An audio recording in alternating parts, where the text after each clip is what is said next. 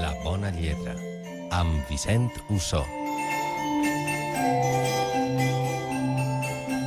Hola, Vicent, altra volta. Hola, de nou. Ara sí que ens toca la bona lletra. Quin tema has preparat per avui? Doncs avui parlarem de promeses. Parlarem de dues promeses que fa tot text literari d'entrada al lector i que després hauria de satisfer. Una promesa d'experiència intel·lectual i una promesa d'experiència emocional. Un plantejament molt prometedor. Molt prometedor. La primera promesa? Li promet d'entrada una experiència intel·lectual, és a dir, una invitació a posar en marxa capacitats de la ment, com ara la reflexiva, la deductiva, etc. És a dir, per entendre què diu el text i què no diu, sinó que deixa intuir, el lector haurà de fer treballar el cervell, lligar informacions que en el text apareixen desconnectades, aventurar hipòtesis a partir de la informació que va obtenint, imaginar rostres, cossos, objectes, paisatges, etc.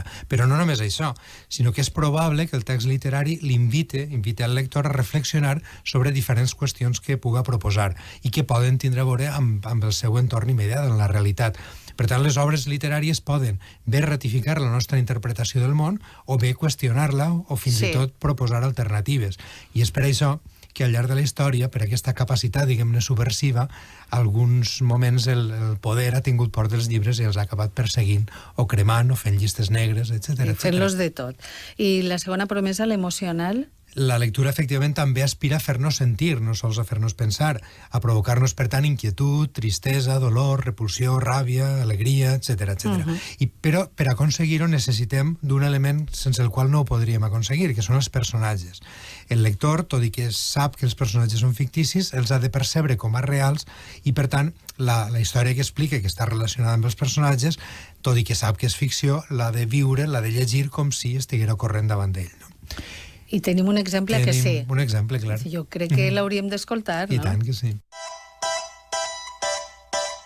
Crec que hi ha un radical error en el mètode que s'empra en general per construir un conte. Algunes vegades, la història ens proporciona una tesi. Altres vegades, l'escriptor s'inspira en un cas contemporani o bé, en el millor dels casos, se les arregla per combinar els fets sorprenents que han de construir la base de la seva narració i es proposa introduir les descripcions, el diàleg o bé el seu comentari personal allà on una escletxa en el teixit de l'acció brinde l'ocasió de fer-ho. Al meu entendre, la primera de totes les consideracions ha de ser la d'un efecte que es pretén causar, tenint sempre a la vista l'originalitat, perquè extraeix a si mateix qui s'atreveix a prescindir d'un mitjà d'interès tan evident. Jo em dic, abans de res, entre els innombrables efectes o impressions que és capaç de rebre el cor, la intel·ligència, o parlant en temes generals, l'ànima, quin serà l'únic que jo haja de triar en el cas present? Una pregunta ben difícil. Que se la fa el senyor Edgar Allan Poe en el mètode de composició, que és el text on explica la seva manera d'entendre la creació literària.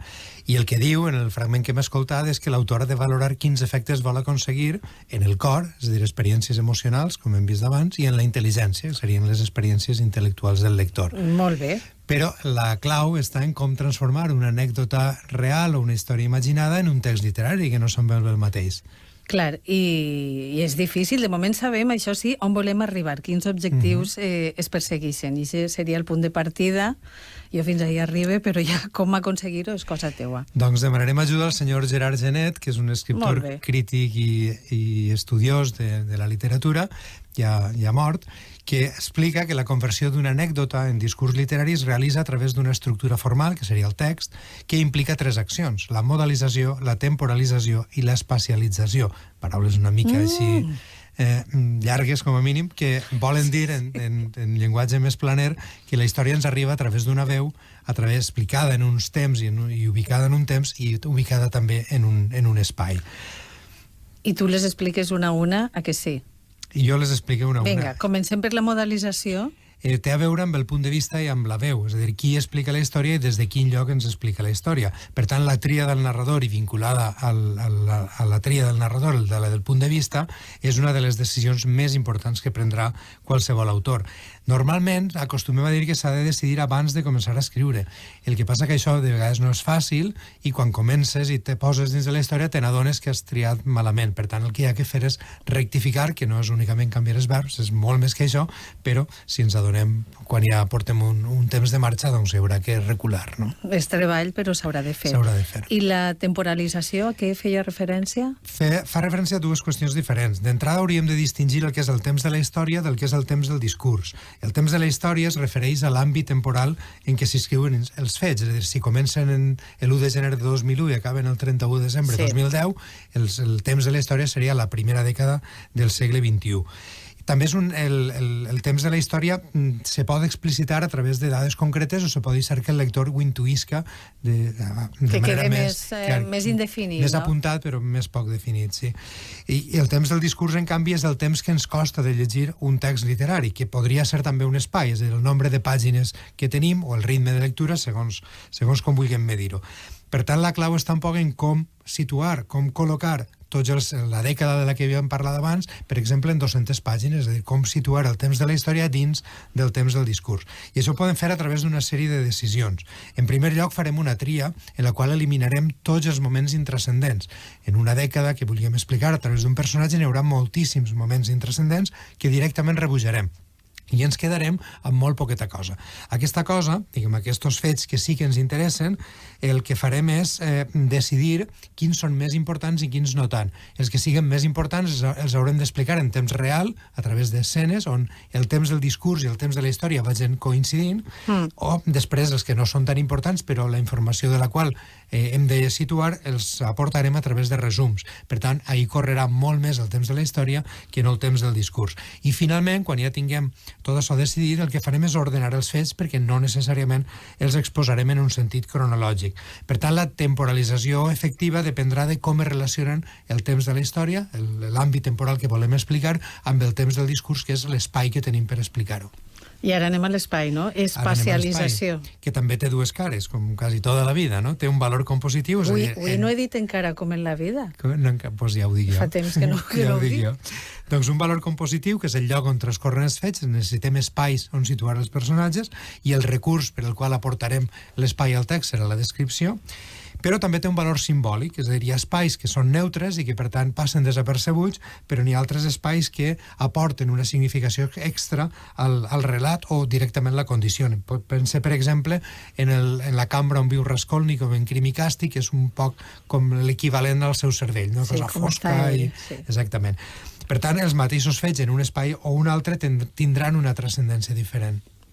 Podries fer un resum de quins serien els punts més importants per a complir les dues promeses que has fet al principi. Ara anem ahí. La promesa intel·lectual i la promesa emocional. Sí. Doncs, en primer lloc, haurem d'escollir la veu més adequada per explicar la història, haurem de triar els espais on el missatge que volem llançar tingui la força adequada i haurem de gestionar els diversos temes de la narració de la manera més convenient. Però la clau no està únicament en fer aquestes tres coses bé, sinó que a més funcionen de manera harmònica.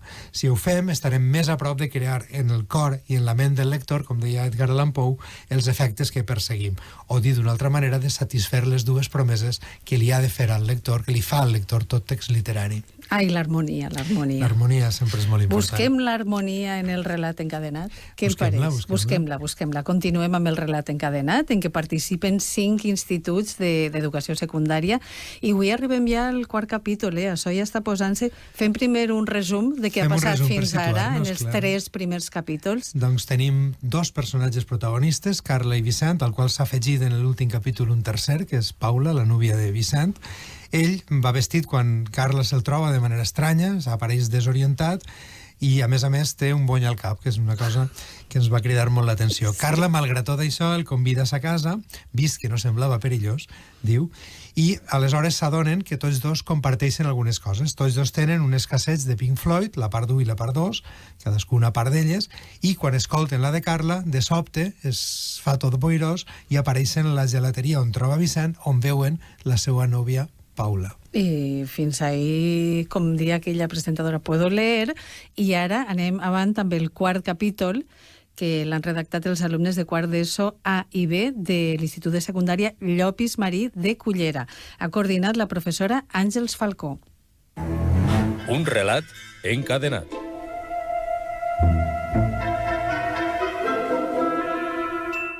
Amb cara de preocupació, de sorpresa, va cridar: Vicent, no tens vergonya ni la coneixes, veritat? Saps tot el que he patit per tu? On has estat tot aquest temps? I li soltà una bona bufetada. Ell, més sorprès encara que ella, i tocant-se la galta, encara coenta, li preguntà: Jo, tot aquest temps, que de quant de temps parles? Paula, confosa, no sabia ni què dir, però Vicent la tragué de dubtes. Li contà la història que ell recordava. Aleshores, Paula es tragué de la bossa de mà una caixeta que tenia un altre casset on posava part 3. Tots tenien un interrogant al cap. Tindrà alguna cosa a veure els cassets amb la teva desaparició? Preguntà Carla. Però, quants hi havia? Què representaven aquests cassets en els vots al passat i al futur? Escoltem-la, va ordenar Paula. Quan creuàvem la porta de la geladeria vam tropeçar amb Ferran, el nou amic de Paula. Carla l'observa fil per randa. La seva cara li era familiar. Qui era? De què el coneixia? Tindria uns 50 anys. Tenia els ulls grisos. El seu aspecte li recordava algú, però no sabia qui. Vestia amb una gabardina molt vella. Ah, sí! Era un antic company de la facultat que desaparegué feia anys. Continuarà. Pareix que s'ho han passat bé gravant. Sembla que sí. El que no s'ho ha passat tan bé és el pobre Vicent, que no guanya per esglais. Caram, a més de pobre. perdut i amb un bony, ara li acaben d'etzibar una bufetada que l'ha deixat la galta coent. No? Sí, va coent de tot, coent vestit i I coentor en la galta. En la galta, bé. En tot cas, no es queixaran els nostres oients que no té clímax el relat encadenat, no? Bé, tenim, a falta de 2, ara tenim 3 cassets numerats, part 1, part 2, part 3, perquè Paula també en té un, i ha aparegut un antic company de la facultat que havia desaparegut feia anys i que no sabem si serà l'home d'aspecte sinistre que havia eixit en un capítol anterior i que li havia donat el casset a Vicent. Jo crec que, com deia aquella vella sèrie de televisió, Enredo, mítica sèrie de televisió, tot això i molt més en el pròxim capítol d'un relat encadenat. Que serà el pròxim i l'últim. El pròxim i l'últim, per tant, serà l'últim. Donarem resposta a tot. I de moment, moltíssimes gràcies a l'alumnat. Ens ha agradat molt, Gràcies a l'alumnat de quart d'ESO del Llopis Marí de Cullera i a Àngels Falcó. Vicent, fins la setmana que ve. Fins la setmana que ve. Adéu.